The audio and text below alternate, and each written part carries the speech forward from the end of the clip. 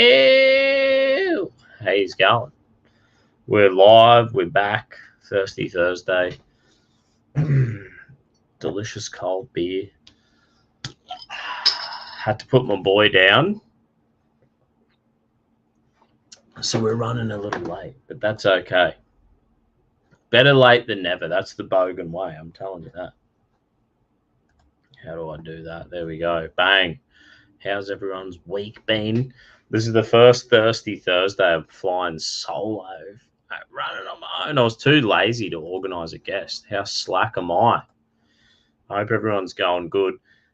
I reckon we've got good news. I know, like, during the week, how crazy is it when you're like, oh, World War III. World War III's about to kick off. I kind of don't believe it. I think people are too scared, too chicken shit. It's not going to happen. If it did, it could go nuclear. So it's probably not going to happen. But there was some good news. Did you watch the old? Let me just pull up me freaking. This is my Twitter account. I'm doing it the cheat way because I was like, how am I going to pull up articles and shit? I'll do it the lazy way. There's a few good things. The old lobster man, Jordan Peterson, he's freaking started his ARk. It's like a think tank. It's sort of like the World Economic Forum. It's the counterbalance. It's the alternative. It's the people who believe that the future can be prosperous and okay. You should check it out. I've seen, see if I got it here.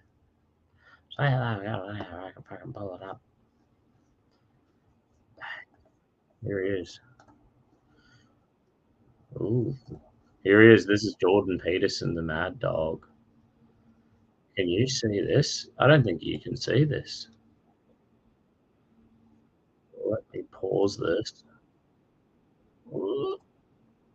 Here he is. I should pull this up. Yeah, anyway, Jordan Peterson. He looks like a bit of a weirdo, if you ask me. He's wearing these weird suits, and I don't really get it. I don't really get it. I don't really get his like, check him out.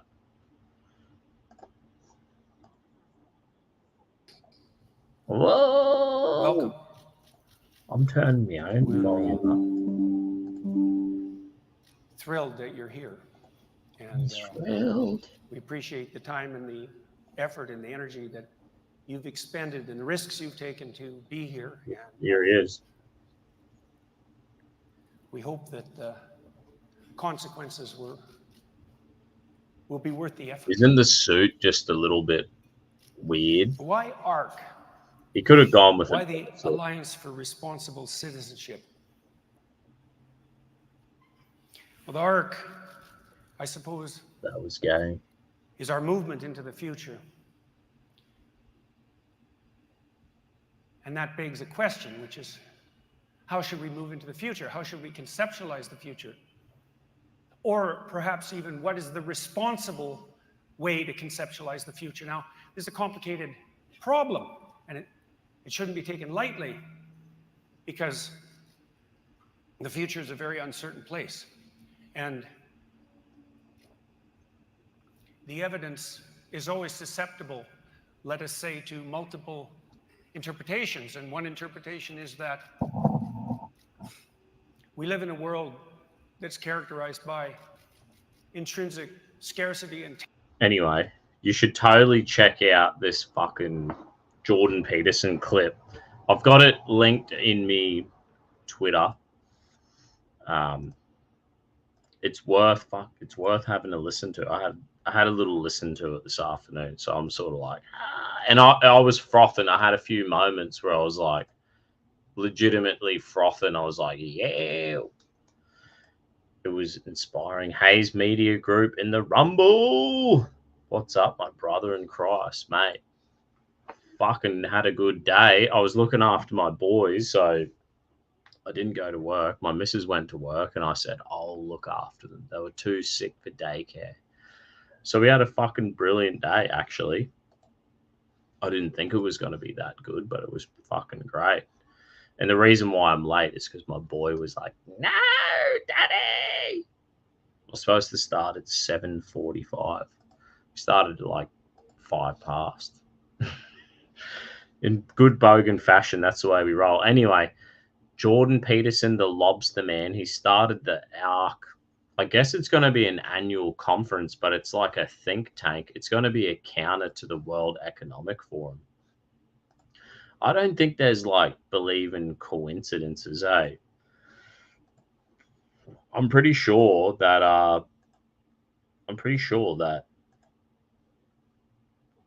it seems like this is good timing when the world's like, oh my God, all the weird shit going on, all the freaks. At the moment, it's like, do you want to be on the side Palestine or do you want to be on the side Israel? I always considered myself to be more of a like pro-Israeli kind of guy. I wouldn't say a Zionist. We think of that idea of like a Zionist, and you're like, biblically, you think of the word Zion from a Christian perspective. I'm pretty sure in the New Testament, it's like the word Zion is a picture of, maybe is it in Revelations, how there's like a new heaven and a new earth. So we think of like that word, but I don't think it means what the people who say they're Zionists. I think people who say they're Zionists are like, it's a little bit much. You know what I mean? It's like we say, like I could say I'm a nationalist. I'm a patriotic nationalist, a Christian nationalist. I could say all them things, but there's a real fucking balance there between, I feel like the Zionists just, it's a bit much, to be fucking honest. How do I pull this fucking shit up again? There we go. Anyway, let's read this. How come this fucking article isn't pulling up? Don't know. Anyway, I was going to pull up, there's a news article. It is on my... Oh, it's not there. Anyway, Jordan Peterson, he started his ARk conference, and there was a few Aussies who, politicians, I think they said there were ex-Australian politicians, prime ministers that rocked up. Probably like 4 ex-Australian prime ministers rocked up to this ARk conference. That's a fucking achievement. He's sort of focusing on Commonwealth countries, Australia, New Zealand, Canada, and America, of course. But, you know, so it's the West. It's the real West. I don't know if West Europe is the West anymore. They've sort of gone very retarded and stupid, which is that's their own fucking doing. I don't know what happened to the Western Europeans. I guess they embraced atheism and they went too hard after World War II. But I do totally believe, I think this ARk think tank's going to be fucking, it's a good thing. The lobster man is back. The lobster man, he's back. Back and going for it. What else did I see? Joe Rogan, the mad dog. Joe Rogan, you got to think about, like, what have you got? How you going, mate? Thanks for tuning in on YouTube. We are live on D Live, and I always fully neglect the comment section. So I thought like I should kind of do like at least a live stream where I make an effort to engage in the comment section. If I have a guest on, I just don't. I zone out. I can't fucking do it. Joe Rogan, he reckons I kind of stuffed up. I thought did like a little sneaky, and I thought, oh yeah, I'll be able to go straight through my Twitter and pull up articles, but it's actually not letting me. So bang, fucking learn for next time. Joe Rogan, he's got nostalgia. He's got nostalgia for the old Trump era. Joe Rogan expresses nostalgia for Trump era, saying country was without a doubt better under Biden. I wonder if like the Americans really can comprehend that how this has totally affected the whole fucking world. Like our fuel prices have doubled, and that, you know, every business has passed on their fuel bill's been passed on to the consumer. So everyone's grocery bills is up maybe 30% more. So yeah, like we all see it. Joe Rogan, I have nostalgia for $1 a litre fuel. I really do.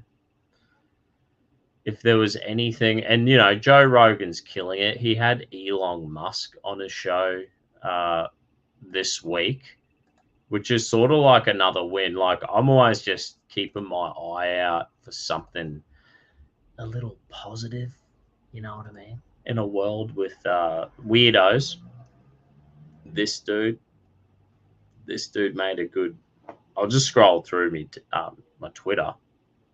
Yemen Arabs raises some interesting questions for the Palestinian crowd. Now, this bloke, I don't know if he's a Muslim. There's some Muslims I see on YouTube that are like fucking pretty common sense out there, eh? They're kind of saying like, even reading the Quran and being like, because like I've got a Quran. This is the Quran I picked up from last Wednesday. I went to the pro-Palestine protest. Kind of went like, it was fun.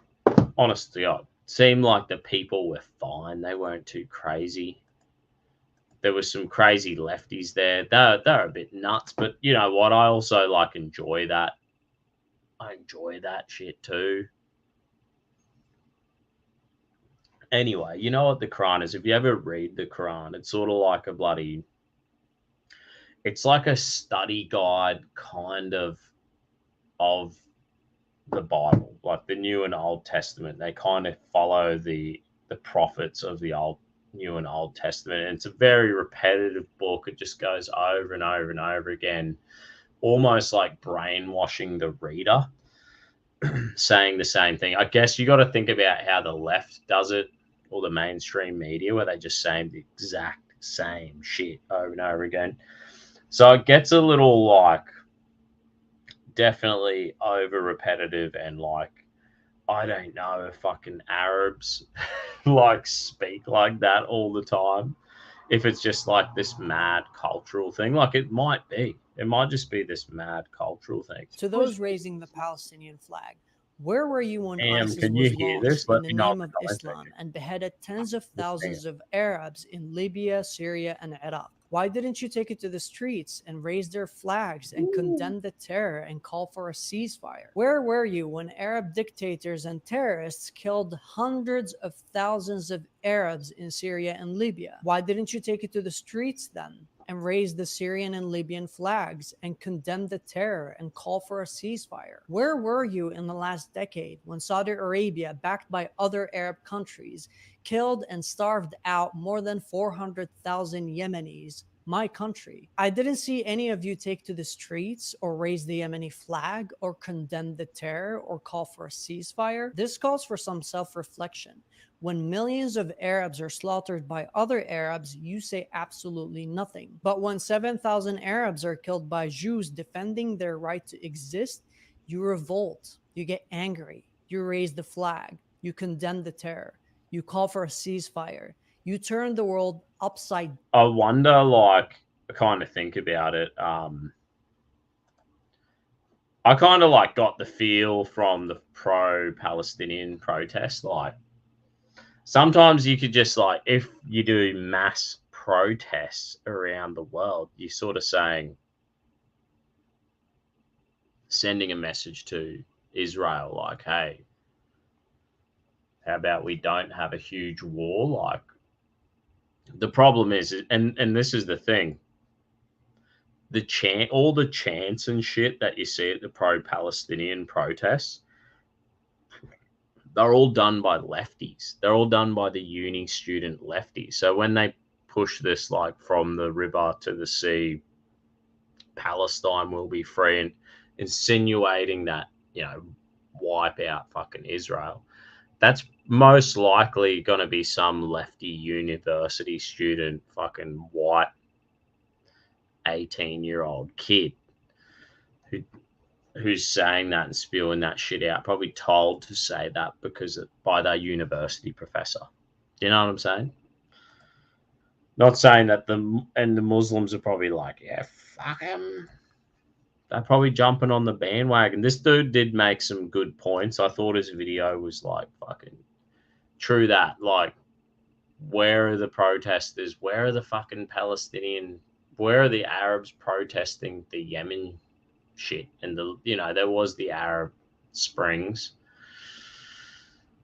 You've got one thing I like. I don't believe. Can the Saudis and Iran put their differences aside? Is their hatred for Israel enough to unite and fight Israel? Like, I'm just very skeptical of this. Like, it's been thousands of years of fucking internal conflict with the Muslims, where they really haven't been able to get on, the Sunni and the Shiites, and I just don't think they're going to be able to put their differences to the side. I think Saudi Arabia is too fucking paranoid of Iran and Iran's been fucking around in Yemen and Syria, and they've got a foothold in Iraq, and the Saudis are paranoid as fuck. So you kind of got there is a massive divide in the Arab Muslim world. And the Jews are bang in the middle. I don't think the Jews are the good guys here. I think what happened is what do they call it? Is it September 7th? I don't know. The date, they're like, on September 7th. That fucking, who's the cunt? The Prime Minister of Israel. Geez, he did his speech and he went hectic. This is us. This is me at the pro-Palestinian campaign. So we got Socialist Alternative Brisbane, the same dudes who we were dealing with. I know. So we got like young Muslims here. They're like really being tricked by communists. That's who they are. The Australian Communist Party rebranded as the Socialist Alternative. And they are atheists. These people are atheists, bro. They don't love these believers. They hate Christians. They hate monotheists. They hate anyone with faith. They're here to deceive these people. I'm pretty skeptical. The Australian Communist Party rebrand. I'm pretty skeptical of the whole Australian Communist Party. So I guess this is what happened. We went to a Labor Day march.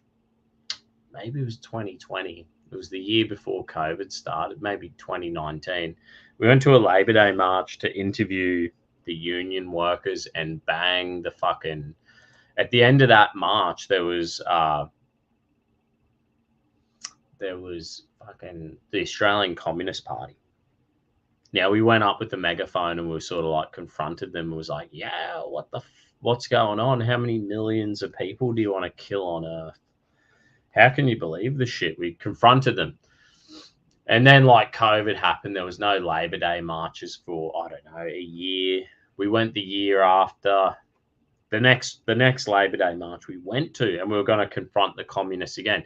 And they had rebranded to the Socialist Alliance. So at least in Brisbane, what was the Australian Communist Party?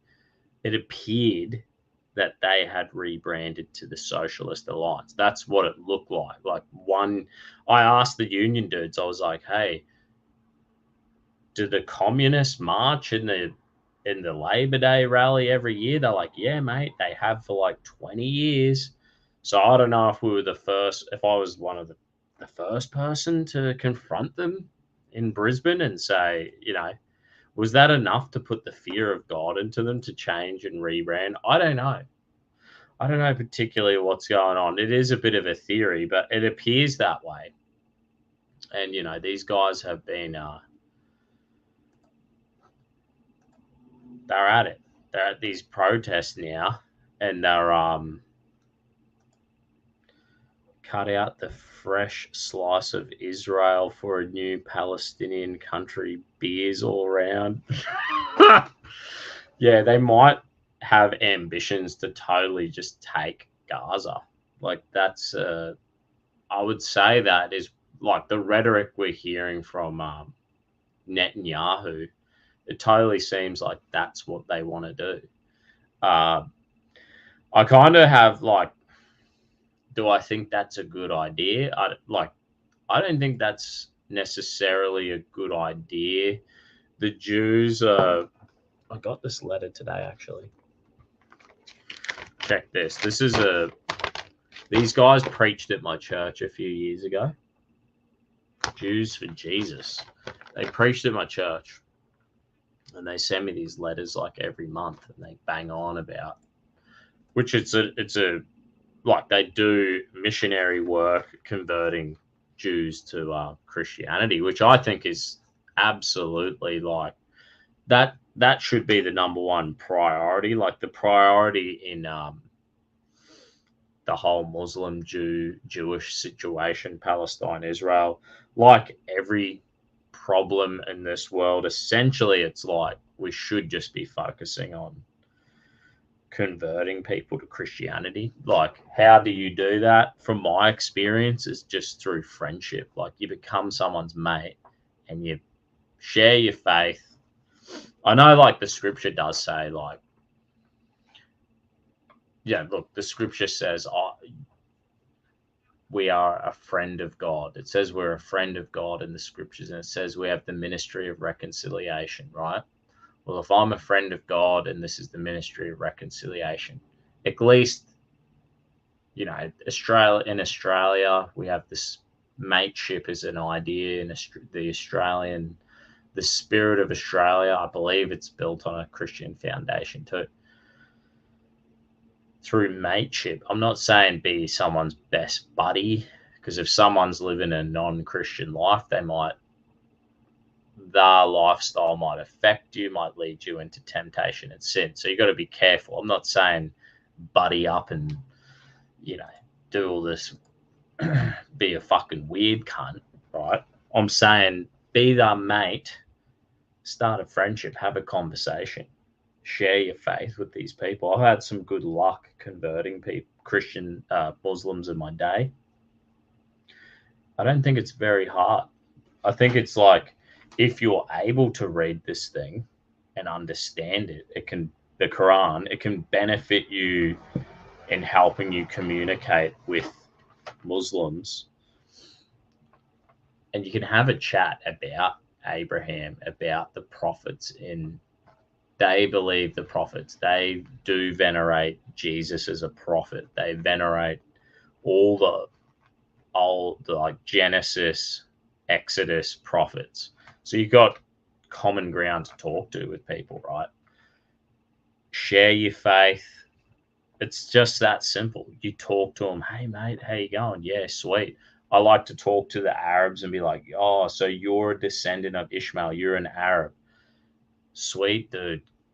That's in our Bible. That, you know, I love the story of Abraham. I love the story of, you know, God made a promise to Abraham that he'll be the father of many nations. You talk to them about that. They'll be like, they feel honored and respected, just like the Jews, the Arabs are. There is a bloodline there that is in the Bible. Talk to them about it, share, and then be like, man, you know, Jesus is the promise. He's the Christ. If you know the Bible, you know how to defend it. I was just fighting with the establishment in Australia, the New South Wales Executive Council of Jewry had been busy calling me an anti-Semitic by name for two reasons. I disrespected David Battelle. I don't know who that is, bro.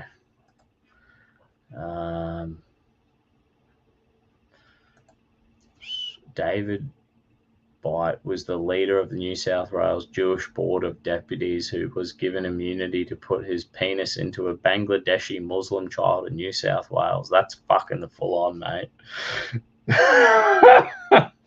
You are an anti-Semite. I don't know. I'm sure, like, you know, it's like this crazy thing. Elon Musk talked about it. If you do have time, go and listen to the Joe Rogan Elon Musk interview, and you'll like Musk talks about how Twitter was taken over by, he says, the FBI and the radical left mind virus.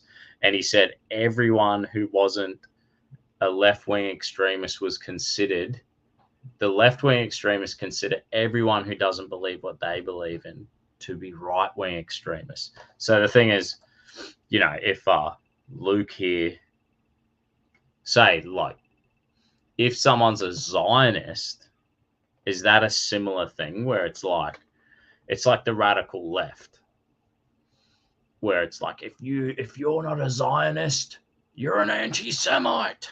So it's like one extreme to the next. Like, would you be surprised? I wouldn't be surprised if they had that mentality.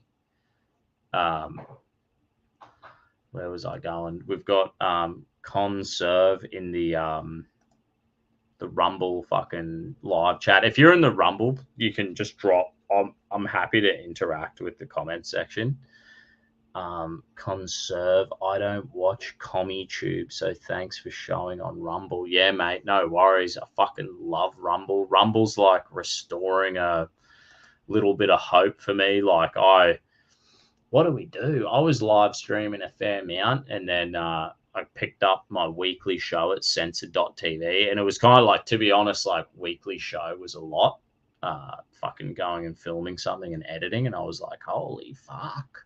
And I had my kids, and I just focused on the censored TV. But like, as of, it's almost been a year now, I think, that I dropped back to once a month an episode for censored TV. And like, you know, I've got my shit together, so I'm doing a live stream. Look, it was when Rumble came along that I was like, holy shit, there's an opportunity to do live streaming again. And I was sort of like disenfranchised with YouTube, and like, what's the point? What's the point in doing a weekly live stream when you say one line? Yeah, and we are streaming on YouTube right now. But at the end of the day, it's like, once I seen Rumble was a fucking viable option, it's like, I got pulled in, and I'm loving it, and I appreciate everyone watching. Delta Dansky reckons in the Rumble comment section, what do you think of activists on the Jewish and Islamic side trying to invoke passages from the Bible to plead for Christians to take a side? Yeah, I seen this on the Netanyahu's speech, and he quoted from the Bible. Like, he said, in the Bible it says, and I was like, the Bible, bro? I don't know if the Jews call it the Bible. Don't they call it the Torah? I don't think they even call it the Old Testament. Like, these are all Christian terms. So, like, I watched that particular clip, and I said to my missus, I was like, he's trying to, you know, use this language that Christians use to make it think that they think of us like in the way we think of them. Like, a lot of Christians are quite open-minded to Jews and wanting to we want to have a picture of them being these you know, lovely people of the Torah who are descendants of Abraham that are following Moses's law and blah blah blah. And like, wouldn't that be wonderful? But I'm sorry to say, like, we know it's impossible. Like, you're not keeping that law. That law is fucking, you're breaking that law left, right, and center, probably to the point that they probably give up on it. It might, this is the thing, of even the poor old Muslims, I feel sorry for them. I feel sorry for the Muslims and the Jews, bro, because I understand that the law, how do you keep the law? How do you remain like this loyal person to perfectly keep these commandments? It's impossible. Like Jesus came to give us forgiveness because it's like it pretty much can't be done. But what we get is forgiveness, and then we get the you receive the forgiveness. We get the empowerment of the Holy Spirit. Then you get the Word of God. We have the Word of God. We've got the church, and in the church we've got community. So now we've got prayer, fasting. We've got all these tools now to help us live better lives. Now, I don't know if any of us can keep that law. But yeah, Netanyahu was definitely fucking using language that was to make Christians believe that they have a kind of common respect for Christians, which I just don't believe it's there, in all honesty. Let me just read. I think this is in the YouTube. This is the YouTube comment section. Trump and Zionists are on Rumble, but this is YouTube, which is worse. I thought, and never again. So I go on more hardcore video websites than the both of them. Bro, you're here now. You're fucking right here, Luke. Balls deep in this live stream, spouting your fucking your madness, mate. I'll read a few of his things. I find this shit interesting. Reason Luke McKee name is New South Wales Executive Council of Jury Anti-Semitism report. I opposed. I'm not reading this shit. That's just fucked up, bro. That's fucking wild, bro. I can't believe this shit, man. You gotta like get a fucking day job. Go get a missus, knock her up, and have kids, bro. You won't have time for that fucking them. It's too peaking, bro. Them conspiracies are too peaking. You're peeking out on me. Avi Yemity's first press release was defending the cult that raped his own biological brother and technically raped him. Okay. That's fucked, bro. How does anyone know that shit? I have no idea. That's just fucking hilarious. It's kind of fucked up, bro. Maybe you're a bit paranoid, old fucking Luke. I could look up this fucking Netanyahu. Let's see if we can find this fucking... Oh, Luke, you're a crack up, bro. Netanyahu speech. Let's fucking pull it up. Let's see if we can pull up and find 50 seconds. A 50-second speech. That seems a bit short. You know what I mean? 2 minutes. That's probably the one. In the white shirt. 7 days ago. Yeah, 7 days ago. That might be the one. Okay. Fuck me, Dad. We're going to pull up this YouTube video. We're going to wing it. Hopefully we find something here that's Israel prepares for the ground invasion. Now I'll quickly mute it because you're going to cop an ad. There'll be an ad ear bashing. It's actually a StreamYard ad, so I'm using StreamYard right now. I actually recommend it. It's a pretty good program. Here we go. I hope this is the right video. The Guardian, the scum of the earth. Don't believe the Guardian. Oh, you son of a bitch. We don't want to listen to it in some fucking ancient Arabian fucking language. Ah, Netanyahu, you fucking...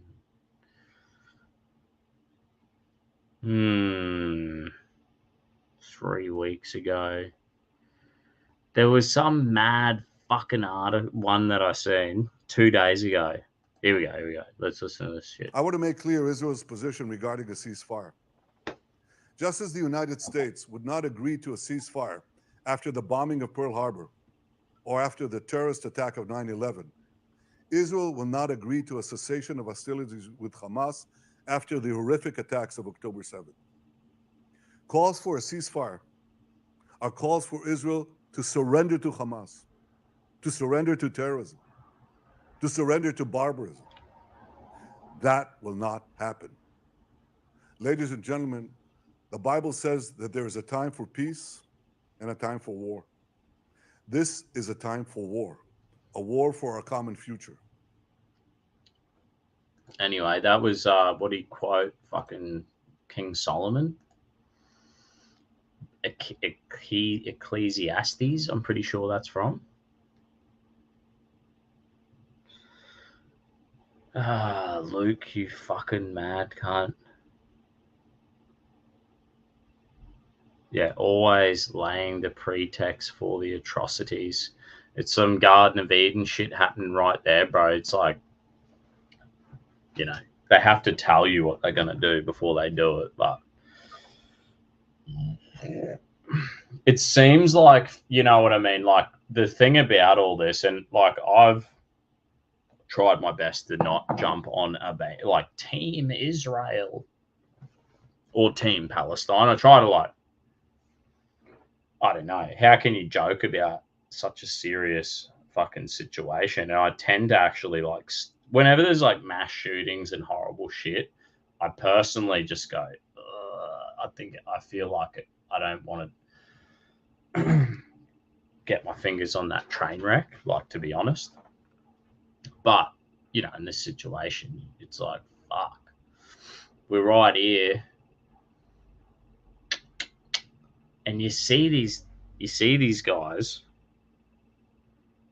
This is the thing. Do we trust any news at all anymore? They think, oh, January, I think he called it September 7th or some shit, Netanyahu just said, when they fucking came in. Apparently it was 1,500 Jews got murdered. Apparently it was fucking babies getting killed.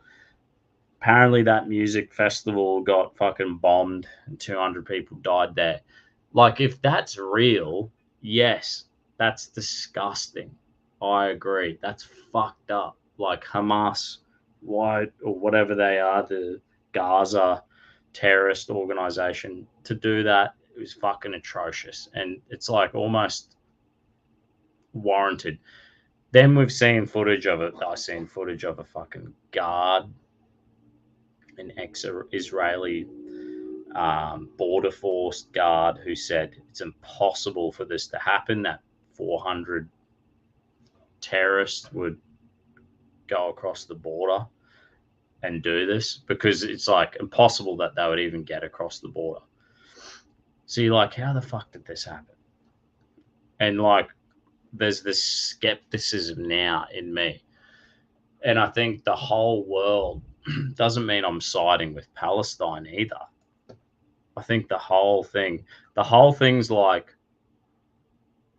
imagine, like, I was actually like drawing a picture today, and I was sort of like drawing a picture of the devil, and he's got like an Arab and a Jew shooting at each other, and he's like, you know, if he can pull the world into World War III, and we can all pull the Christians into that shit and get everyone killing each other, fuck yeah, that's the devil wins.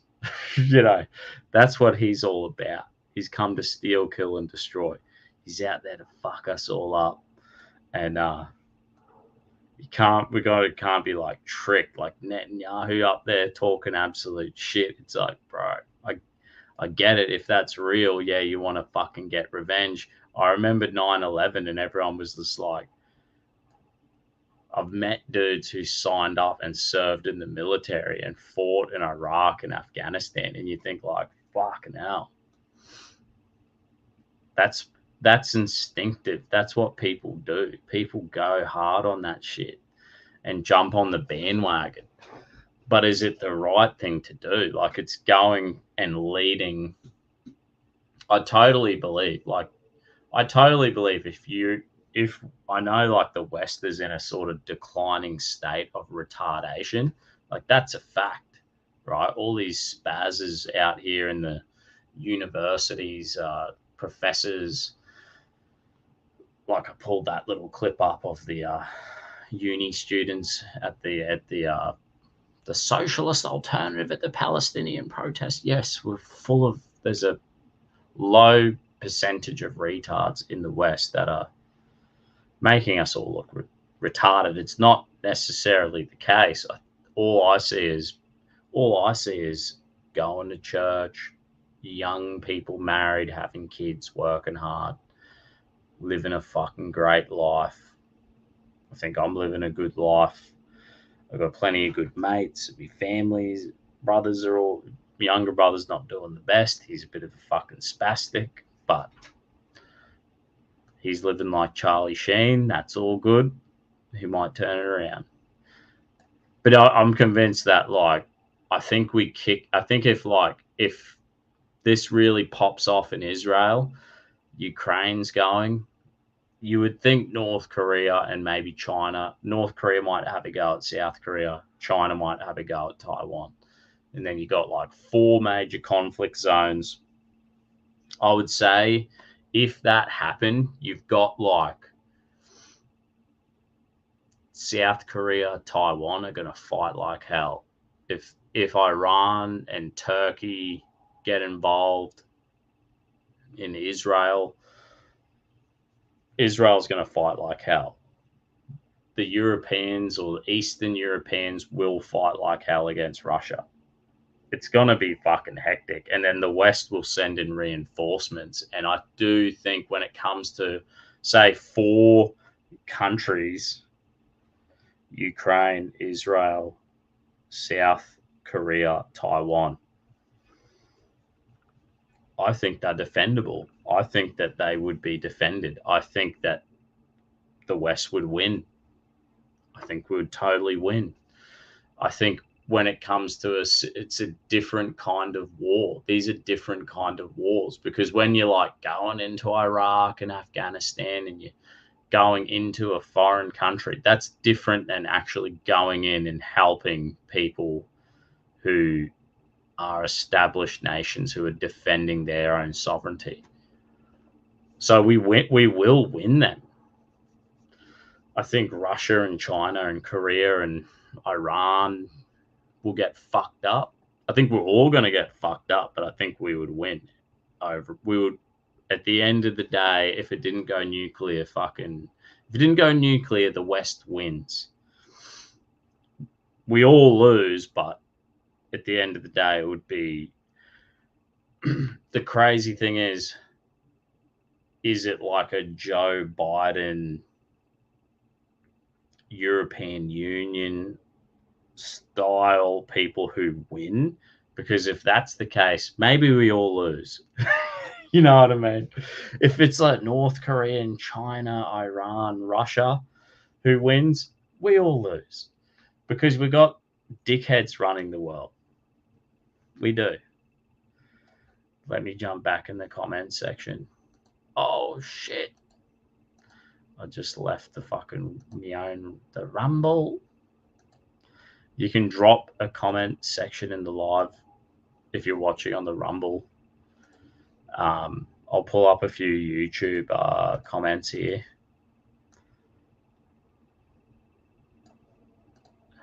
You can be anti-Zionist and anti-Hamas at the same time. They always control both sides. Yeah, I guess that's like what it is. We've got to be wise enough to be like, yeah, it's like that South Park. What is it? The shit sandwich and the douche are running for election and you have to make a decision. It's like, yeah, maybe it's best not to. Maybe that's the wisest thing. I think that the people on both sides, this is the thing, the Palestinian muzzos, when I went to a Palestinian protest, I don't know, I see these poor people as I see Jews and Muslims personally as like trying their best to have a genuine relationship with God and being maybe sincere and then following religious rituals like the it's quite religious, right? And I think, does it get them across the line? Does it get them salvation? Does it get them spiritually connected with God? I don't believe it does. Like, I don't necessarily I don't practice my personal Christianity like that. Like, I'm at work and I'm thinking in my mind, and I feel pretty happy, feel at peace. I can crack a smile in my thoughts, and I might pray every now and then. I might read my word every now and then. I get to church most Sundays, but it's a spiritual connection. It's not a religious. Like, yes, I do. I love the rituals in Christianity, like communion and baptism and whatnot. But I just feel for the Mozos and the Jews at a personal, individual level, where I have a heart and be like, dude, they're trying. I think Jesus, I think God in heaven was like, people are trying out of all the nations, trying to reach out to have a better life and to connect with God, and they're doing it the wrong way. So he's like, I'll go and sort it out. Like, that's who we hope God is, right? That's who we like, yeah, well, that's God. That's Jesus as God. You're like, yep. You sign me up to that. Sounds pretty fucking good.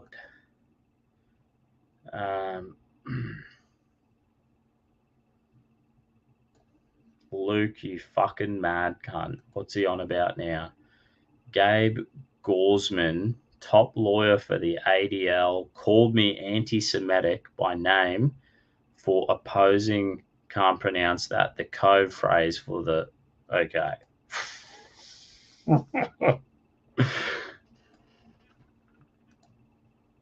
Wait, they have an Iron Dome and they expect us to believe a bunch of paragliders landed in a in a gay rave, lol.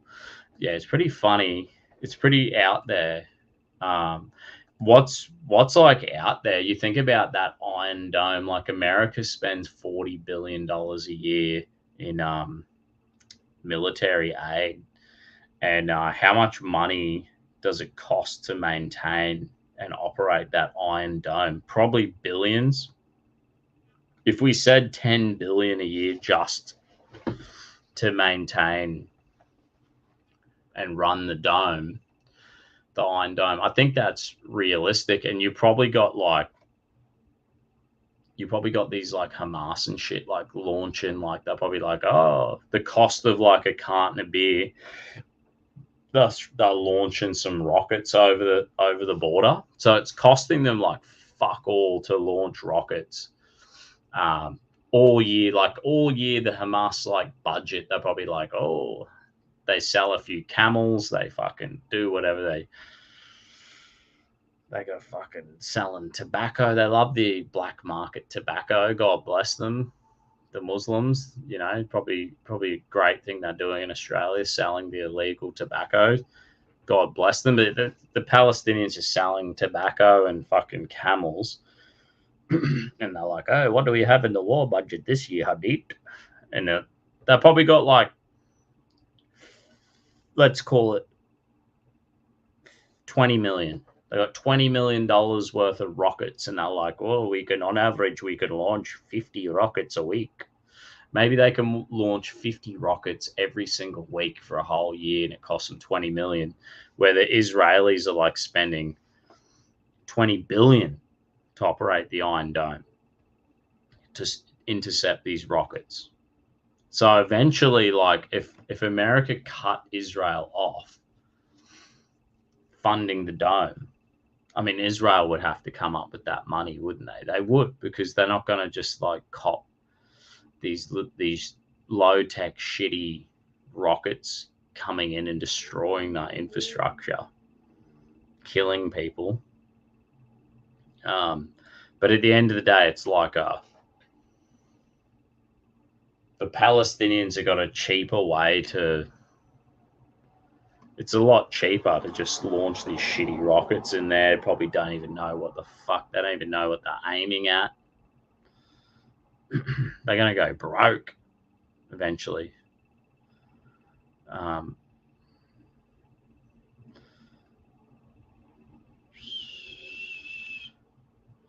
We're scrolling through the comments section.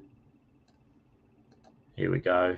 Luke, North Korea won't go south. I lived in South Korea for decades. That's cool, bro. North Korea military is more fucked up than the Russians. I read some article, and it's all propaganda, so you don't know what the fuck's real, but it was like saying how the Russian military had was losing, like, I don't know, it's like 10 fucking soldiers a week to just drunken retardation. Like, they're out there just binge drinking all night and fucking end up killing themselves some way or another. And I was like, oh yeah, that's probably right. They're like undisciplined. Apparently they're fucking conscripting citizens now. There's like a bit of they're forcing their own citizens to sign up, and they're like, yeah, getting on the vodka every day, loving it, having a good short life. I got a KNRA, North Korean news agency, to do a press release on Australia. Oh, I can't read the shit, bro. It's too out there for me, mate. I'm American. Jennifer reckons, I'm American. I went my whole life thinking we were the greatest country in the world. Now that I've found Christ, I realize, in fact, we are Babylon. Well, if you just take the, your 1% of the lizard people who control America, if you take that away, American people are fucking awesome, man. Like, I went to America for a month, and it was awesome. Even the fucking homeless, the African Americans and the veteran homeless people everywhere who were like mentally ill and fucked up, they were nice. My trick, they'll be like, can I have that? Always ask me for money. And say if I'm going into a shop, my go-to was like, I'd buy a box of beer and I'd come out and I'd just start cracking beers and passing beers to homeless people and chatting to them and listening to their story. So I'm sure they were nice to me. They were chilled out, having a good banter. I fucking enjoyed talking to them. I had a great time in America over a month. And I thought people were actually brilliant, and it was a great country. And this was in 2015. So, yeah, 8 years ago. But, don't go so hard on yourself. Yeah, you've got a few retards. We've got a few retards in politics. Political retards. How many of these political retards, like, don't even have children? Do they even know? Like, I was up at 5 a.m. looking after 2 sick kids. My missus went to work today. We're sort of doing like taking turns. So next time they're sick, she'll have the day off. She's only working a few days a week anyway. Looked after my kids. I put my kids' boy down, took till 8 o'clock to put down. So it's from 5 till 8 o'clock, busy as fuck, running your life, trying to be nice. And you understand how you got to have certain disciplines in life. You got to be nice in life. You got to have your shit in order. But you also got to enjoy life. Like, this is the balance, I think, when you're a parent, you find a fucking balanced life. And I don't know if these politicians, they're like disconnected. Like, how many of them, they've gone through it, and like, statistically, I know the European Union, it's like fucking 70% of them are childless fucking cat mums and dog dads. So, of course, we've got weird cunts who just can't operate.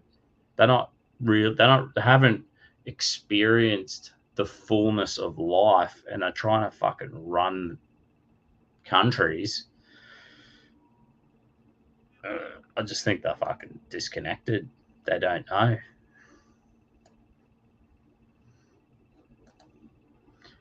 They were chosen by God as an example, either good or bad. Well, Jesus judged us all. Jesus judged the Jews. He was the king of the Jews. He judged them at the cross, and he said, I forgive them, Father, they don't know what they do. And that should really be our answer. The thing is, like, overall, the lizard people, the control freaks, the Babylonians, the Zionists, the Islamic extremists, whatever, the retards of this world, we got to, like, just be like, that's amazing. It's not going to work. It's not working. It's not working for them. It's not working for anyone. It's fucking stupid. And there's a better way. I'm just skipping over fucking... Jen has some great comments. I'm going to jump over here. Delta, moving away from the Israel-Palestine topic, how good are the Pauline Hanson animated videos on YouTube? Would you try the Rum Nation Run Out? Fucking oath I would. Pauline Hanson's an absolute gem of Australia. I was almost like considering volunteering for the Liberal National Party for the next Queensland state election. I think it'll be around this time next year. And like, we just got to get rid of the chook. We've got to get rid of Anastasia Palaszczuk. She's been in, I don't know, for, is it 2 or 3 terms? It's a fucking long time. She, in the left-wing party in Queensland where I'm from, they passed like euthanasia, you know, assisted suicide, late-term abortion. Her latest one was like decriminalizing heavy drugs. Like, you can have a certain amount on your person now and they won't charge you. They might confiscate it, but you won't get a criminal conviction. I think they made like public drunkenness legal, public urination legal, and now prostitutes won't get moved on from the street. So it's like they've gone real relaxed on crime. They've gone real relaxed on... It's giving people the easy way. It's like, oh, grandma and granddad are getting old. Green injection. Oh, some, you know, Jack and Jill have too many beers at the pub and, oopsie, we didn't plan on having a baby. They have a 3-minute wrestling match and, you know, there's no personal responsibility. There's no like, fuck, it's going to be hard to look after grandma and granddad. We'll have to suck it up. Or, you know, back in the day, you'd knock some bird up at the pub and you'd be like, punch yourself in the face and then buy a diamond ring and say, I'll make an honest woman of you, and you marry her before the baby's born. That was the way, you know, this is personal responsibility, the way it was always done. Now we've got guns, you know, you can... The euthanasia, I don't know how. I don't think the slippery slope has begun. I'm very skeptical that it will begin eventually. It might still be in palliative care only, which is like, you know, it is reasonable. Some of the abortion things you think like horrendous disability, some situation, the kid's dead already. You think like, okay, reasonable, but the late-term abortion, not reasonable. I do think the euthanasia is slippery slope, and they've gone soft on, like I said, public urination. Prostitutes won't be moved on. People can be drunk and disorderly in the streets. They won't be moved on now. They've gone easy on crime. Like they passed this law. It was some law like cease, and I think it's like if a car is stolen or there's a police chase and they go over 100 kilometers an hour, the cops will just back off. This has resulted in the last 10 years, vehicle theft is up 400% in the state. So they're going like, they've made all these decisions and passed all these laws that are, it's just degenerating us slowly but surely. Like, we live in a pretty good fucking state. The people are pretty brilliant in Queensland. But it's like, why pass all this shit? Like, why go down this route, Anastasia? Like, it seems a bit pathetic when we've got like a fucking housing crisis and all these situations going on. So like I was thinking like I might just volunteer for Liberal National Party, try guarantee. I think it's kind of in the bag that she's going. People have had enough. And but you know, One Nation, Pauline Hanson, she did let me do an interview with her this year at a freedom of speech conference. So I might have to. I can't help. I do love Pauline, so I will most likely jump on the One Nation bandwagon and volunteer for them again. I love an election. Our war is not against flesh and blood, but spirits and principalities. Yeah, I totally reckon. I think like these wars, these wars are just. It's one of these things. Like I thought Russia seems like more of a Christian country than Ukraine is. Like, what do you want? Ukraine to go the way of fucking Amsterdam? Like, I went to Amsterdam in 2012, 2014, I think it was. It was the most progressive place on earth. It's like the little test case nation. I think there might be 4 million people in Netherlands.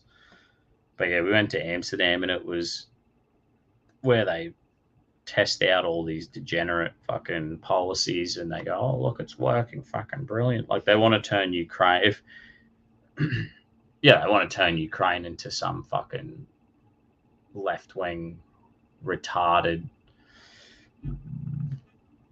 society.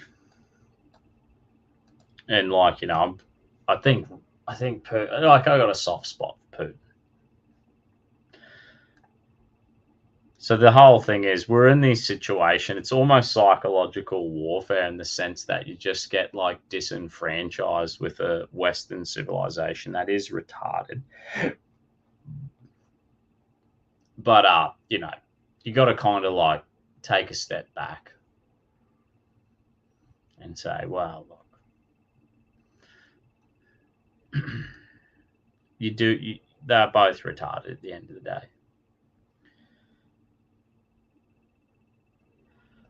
Luke is just going fucking to town on this comment section. Yeah, they already have euthanasia on demand in Canada and several Nordic countries. Yeah, I don't know if you know Jim Goad. He has a show on censored.tv. He did a fucking awesome episode about Canada's euthanasia laws. And apparently it's like, look, it's something like between 4 and 2.5 years old. It's like, so it's 4 years old, the laws where they've initially legalized euthanasia, and it's gone a very fucking slippery slope over there. They like have like pensioners or people on a disability pension, and it's like, you're eligible for the green injection. It's some scary shit. Like it. So that's where I always like look at it and you go, fuck me. I know like the Nordic countries, like cunts like fly in internationally and they'll be like, fucking, I don't know, they're depressed or some shit. They've had too many fucking VB long necks and they're just like, I can't fucking, I spewed my guts up and I feel fucked, eh? And they fly to fucking Scandinavia and get a fucking the demonic fucking cunts who rule up there in Viking land are fucking ready to fucking tip some poison down the back of their throat. Bogan Christian Lobby is younger than me. He doesn't remember the large numbers of young families wiped out by the fucking cops speeding with any excuse to turn their lights on in the 90s. Sorry, wrong. Yeah, like, look, I agree. Like, I'm not a cop. I don't know. All I know is since they passed the fucking law in Queensland that they're not allowed to go over 100 Ks or some shit to pursue a stolen vehicle. It's gone up car theft's gone up 400%, and it's pushing up insurance prices. And this is the thing about crime. Like, if you look at the crime, it's sort of like a small percentage of people who would repeat offenders doing the same shit. And when it's like, you don't have to pursue the stolen vehicle and cause an accident and wipe out some innocent other fucking people on the road. That doesn't need to necessarily happen. But what you need to do is catch these people, which they pretty sure they do catch the people and they know who they are. There's got to be a reasonable punishment where these people are fucking disincentivized. Use the old carrot and the stick situation and fucking get these little bastards locked up, or send them to the military. Because you would know, back in the 90s, mate, apparently, and I've heard this said, and I don't know, let's call it the 80s, but apparently it was common that a judge would say you can do 12 months jail or 12 months or 4 years in the army. Apparently it was a thing. And, the older generation seems to fucking talk about these things like they worked. In America, police aren't allowed to speed through residential areas too. Some same law. They are reasonable, passing laws like Cal, blah, blah, blah, to force children to praise NAMBLE members. Okay. Yeah, that's right. They are passing gay pride laws to force. Fuck that.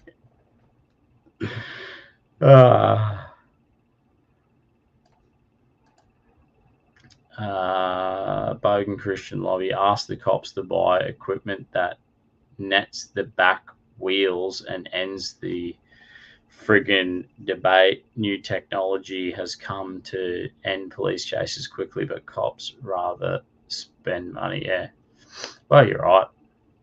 And you think we've got to be at that point now where we could come up with a fucking better solution to the shit, right?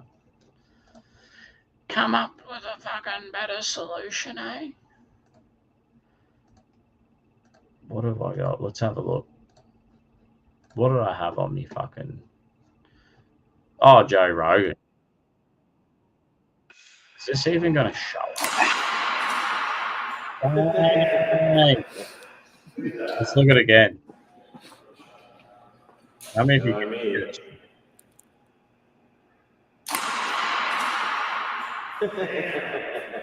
Joe Rogan.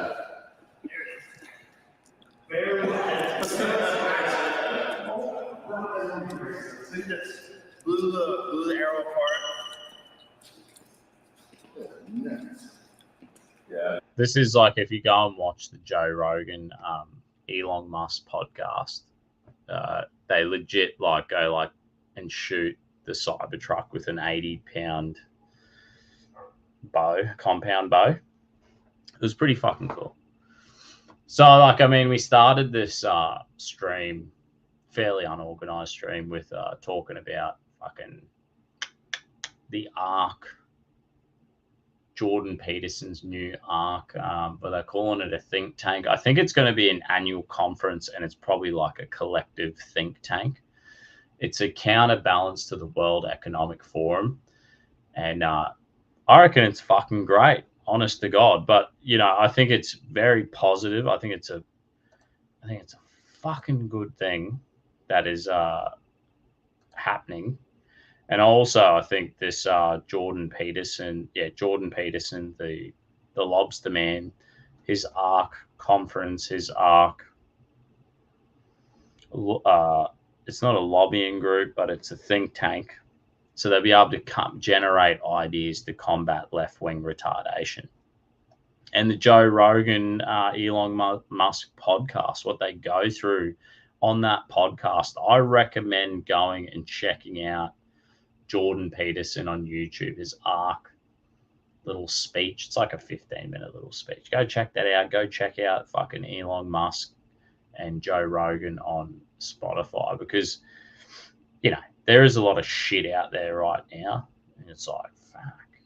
Sometimes I just keep scrolling and I just stay away from social media. It's like, Dusty, you're supposed to have a show on. I have a show on Censored TV once a month, and some days wouldn't even post anything on my social media because it's you know, the world's pretty fucking retarded. But you got to find the little gems out there. You got to run with it. You got to look for the positives and then go with it. And I think Jordan Peterson's ARk thing, I think Elon Musk and Joe Rogan, there's some positive shit there going on. Give them a listen to, see what they have to say.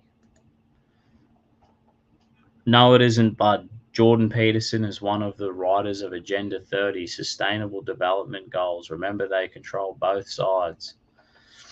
Maybe. That's always like the thought, like, oh, it's a controlled opposition, I think they call it. But, you know, I think you got to go and at least look at the ARK video on YouTube and hear Jordan's vision for the ARK and what that fucking conference is going to be about, what that think tank's going to be about. Go listen to the fucking Elon Musk Rogan podcast, listen to that shit, and you'll be like, yeah, sweet. There's a bit of fight in the West yet to turn things around. I'm optimistic, despite what looks like. Yeah, look, I know the Bible. I know the Book of Revelations, and it sort of like the prophecies are, we go through a bit of shit. But during all that, you still got to say, like, wow.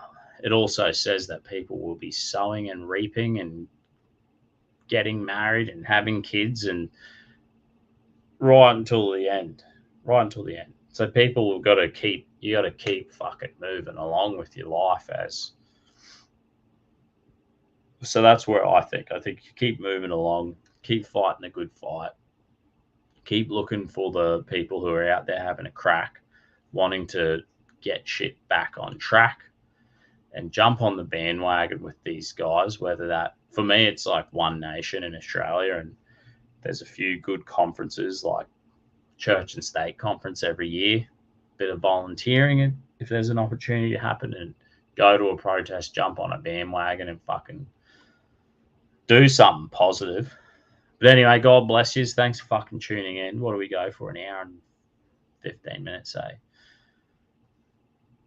I didn't even check the D live. What a slack ass. Thanks for tuning in on Rumble and YouTube. God bless you. Catch us fucking next Thursday. Hopefully I get a guest on if I'm not too fucking lazy.